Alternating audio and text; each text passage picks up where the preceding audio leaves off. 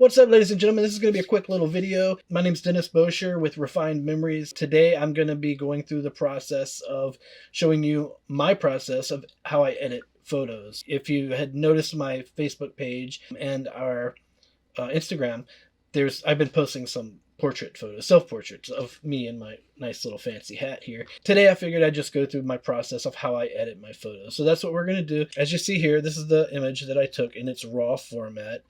It's had no changes done to it, no edits whatsoever. This is straight out of the camera, and this is what it looks like. While I was editing them earlier, I did go and make some presets over here, and the one I ended up using for this, I believe, was something along that right there. For the sake of this video, I'm going to just go through without using any presets. We're going to just have the raw file, and I'm going to go through them one step at a time. So I guess where we'll start is right here in the edit panel. This is the edit panel right here. Right, and usually these things are, I go in order pretty much. For the most part, I do. You start with the light panel right here. There's light, color, effects, such and such. And I'll start with the lighter, and I'll usually start with my exposure. Do I want it brighter? Do I want it less? You know, where do I want it to be at? And with this particular image, honestly, I don't think I'm going to mess with the exposure too much. I am going to lower the contrast just a tad. Highlights, I think I'll bring them in just a little bit. And the shadows, that's the thing. I think I'm going to raise those up. My whites, I think they're fine. I will be adjusting my curves to bring, because if you see over here, these whites are blown out. They're it's clipping right here. And to indicate that, you can turn, that would be showing as, oh yeah, there you can see some right there. The red right there, that's where it's clipping. And I'm going to turn that off. I don't usually keep that on. And then as far as the shadows go, none of those are really clipping right now. That would be blue, I believe I have the color set. Anyways, so the first thing I'm going to do is I'm going to get my exposure, contrast, highlights, get all of this just in a basic way where I feel like I'm happy with it. And I think right here I'm already, pretty happy with it as far as the lighting goes. I'll go into color, and here you can make it warmer. You can make it cooler. You know what? I think I don't want to make this exactly like my other image that I did earlier. So I think I'm going to go back into light, and I'm actually going to bring the exposure down.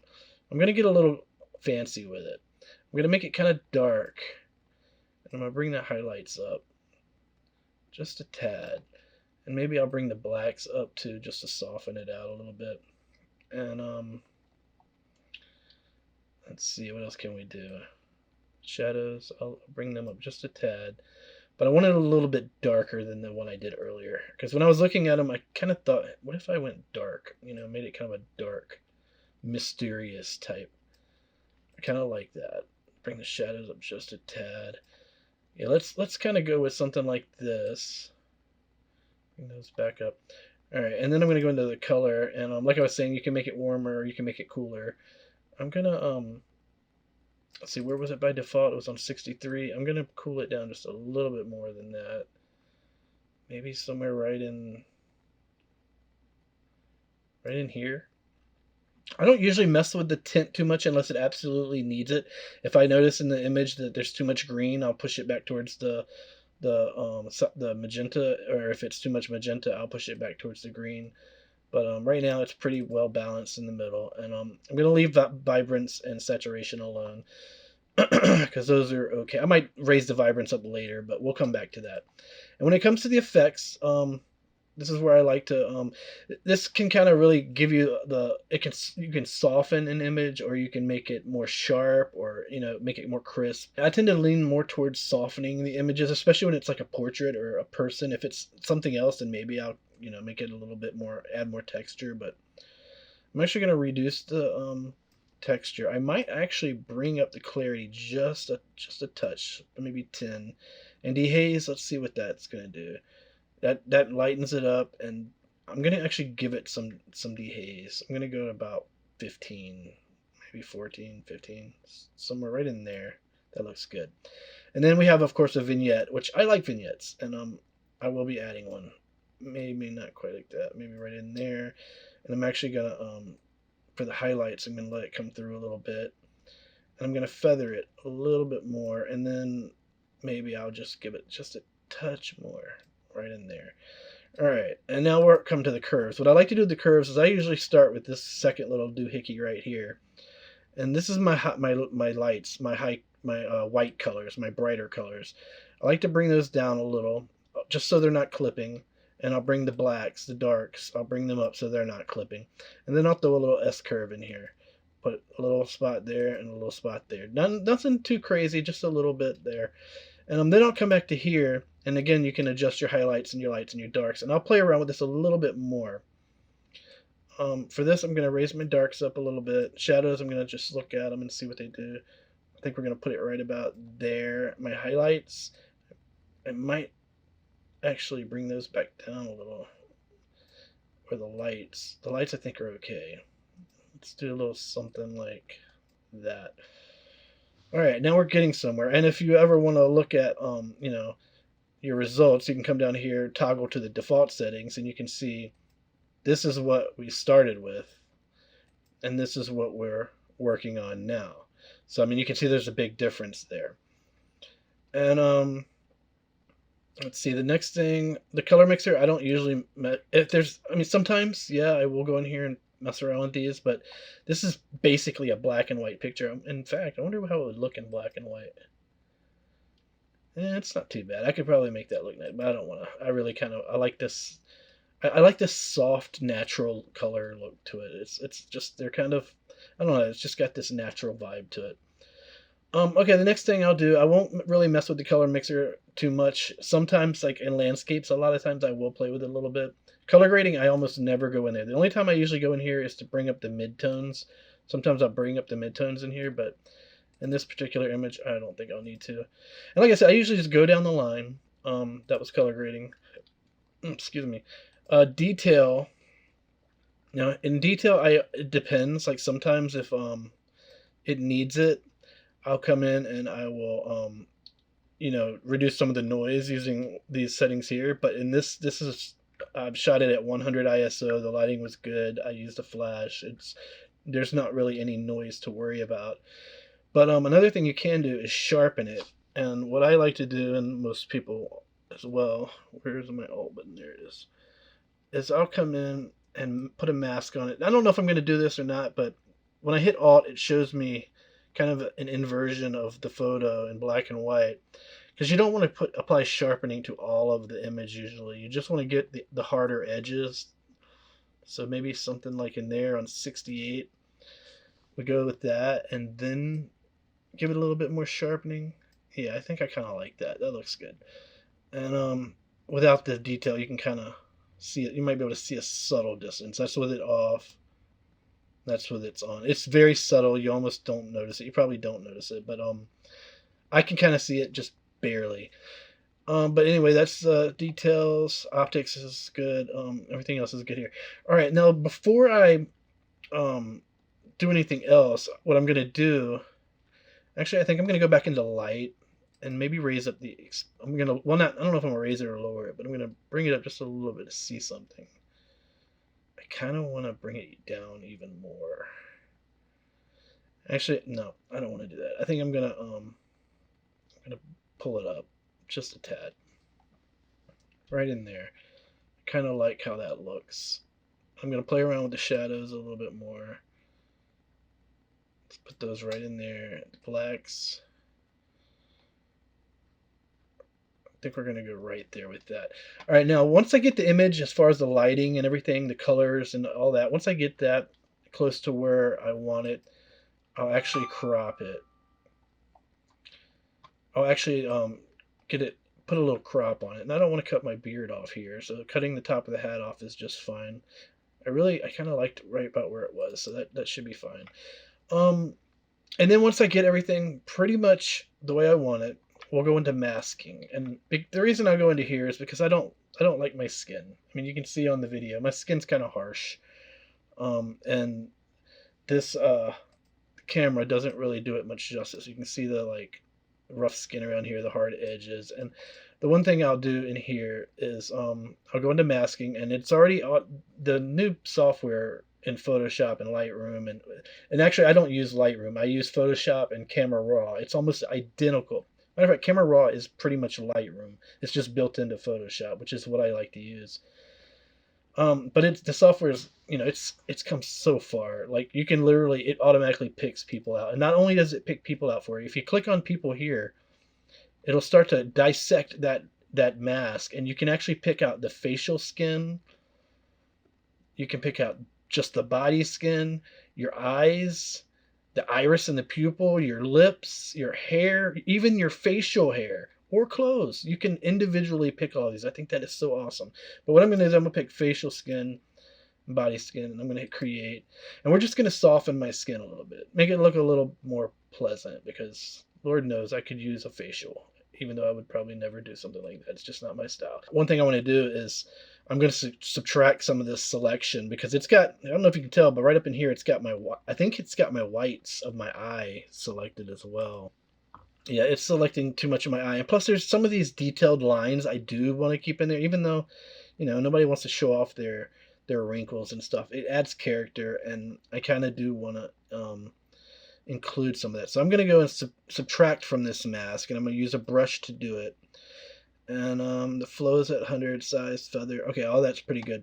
These are my adjustments for my brush that I'm using here. And everything's good. I want full flow, full density. So what I'm going to do is I'm just going to use this, and I'm going to go around, and like the eye, I want those edges in there for my eyes.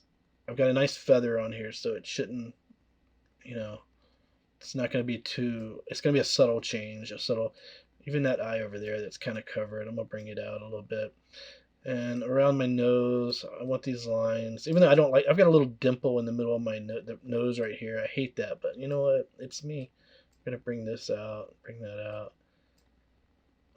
I don't like this area here. I don't know, it's a weird part of my skin, and it's actually there. You can probably see it right here. That little dark spot of my skin. I've had it for a long time. I don't know. But we're going to come over my ears, and we're going to let some of that. Now what I'm doing here is when I soften my skin, I don't want the sharp edges, the lines and the wrinkles. Some of them, sure, they need to go away. But like the ones that display detail, like see my fingers here, I don't want those all blurred out, or I want it to show that hard edge there on my fingers, and the knuckles and stuff. And let's see. There's not a whole lot more to do here. I think we're good with this. Let me just take it. Yeah, I just wanted to make sure. Okay. I think I'm actually gonna put this flow down to 50, around 50, and I'm gonna pull this line out here, just to right in there, just to give me. I want to bring that little crease out just a little bit, because that's part of me, And I think I'll bring this. There's one slightly over there too that you can't really see, and then just around my lips. I don't want all that detail to go away. All right, that should be good. Now I've got this selection. I've got my face selected, and all the lines that I have in my face, I've got kind of deselected so that comes through. Now I'm going to go over to texture, and this is where you can really make a difference in your photos. You bring that down. Like if I go too far, you see it blurs it out a little bit unrealistic, and it looks weird. But I just want to go down to about 40, 50, somewhere in there. And sometimes I'll play around with clarity. Sometimes I'll actually give it clarity. But in this case, I think I'm going to actually lower it by like 10. Let's go with that. I might give it a little bit more texture back. Let me see. Well, before we make a decision, let's look and see how that looks. Okay. I think it's looking pretty good. Actually, let's yeah, I think I've got a little too much texture there, maybe. Oh, let's see. Let's go there, and actually let's clarity. I think I'm gonna I think I'm gonna actually zero out clarity. Leave that at 0, and just focus on the texture, because what the clarity does is it strengthens the bigger things of detail, and the texture, it adjusts the smaller parts of the detail, like pores and things like that. That's your texture. you'll see all my pores disappear. And I don't want to go too far. I just want to reduce it to where it's subtly. I think we're going to go about right there. And I've got a bunch of light shining in my face, so it's kind of hard to see what's going on. But I think that's good. And so that's what I've gotten the face pretty much the way I want it. The next thing I'm going to do is you can't see it because this icon's in the way, but my eyeball over there, I want to kind of bring some emphasis out on my eyeball there. So I'm going to make another selection. I'm going to select people, and I'm going to pick my iris and my pupil right here. And I'm actually going to bring out the eye, the whites too. I'm going to select both of those, and I'm just going to raise the exposure on them a little bit. And then I'm going to come back to the pupil, and I'm going to adjust that separately. But for right now, let's just bring these up, and let's just bring this, make this a little bit brighter so you can actually see my eye. All right, I think that's good. And now I'm going to go back, create one more, and we're going to select people, and then I'm going to just the iris and the pupil, and I'm going to create that, and then I'm going to raise that exposure just a little bit more. All right, and then I'm going to actually cool it down. I'm going to use, my eyes are blue, but in my old age, they've gone kind of grayish, but I really liked the blue. So we're going to make this a little bluer than it really is. I'm actually going to raise that exposure just a little bit more too. Oh, it's so hard to see with all these lights on. And I'm going to raise the saturation just a tad. Oh, that might be too much. About right there. And then I'm going to actually go to texture. I'm going to raise that just a tad. I'm going to bring clarity up just a tad.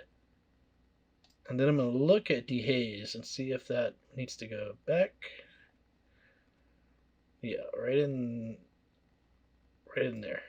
I like that. Okay, so now that's my masking. That's pretty much all I would do for my masking. Let's go back to my edit panel here. And I think I'm pretty much satisfied with this image. This is basically what I go through when I'm editing each image. And depending on the image itself, depends on how much time I focus on it. Sometimes images just need a couple adjustments and they're good to go. Sometimes they need a whole lot of work. Sometimes there's things that need to be corrected in there. I did a photo shoot for a friend of mine, and her daughter was wearing eyeglasses, and in every eyeglass there was this horrible mess of light. It's called catch light, but it was all kinds of different weird things going on in the reflections of her glasses. So I had to clean that up and get it all out, and it was so hard and tedious, and it took me hours and hours and hours and hours. Sometimes there's pictures like this where it just takes a couple tweaks, maybe do some masking, clean up the skin, and it's good to go. But anyways, I'm pretty happy with that. So what I do when I'm done is I hit open object, and when I bring it into Photoshop, I might add a blur to it. I've got this preset, which all this does is it creates a blur, and then it reduces the opacity. It makes it more transparent, so you can't really see it. But I'll apply that right now just because I have an action. I'm just going to hit that. And you can kind of see the difference there. Sometimes I like it, sometimes I don't. In this case, I think I do. I do like it. So we're going to hold on to it. But anyways, this is the result. And we'll put that full screen on there for you.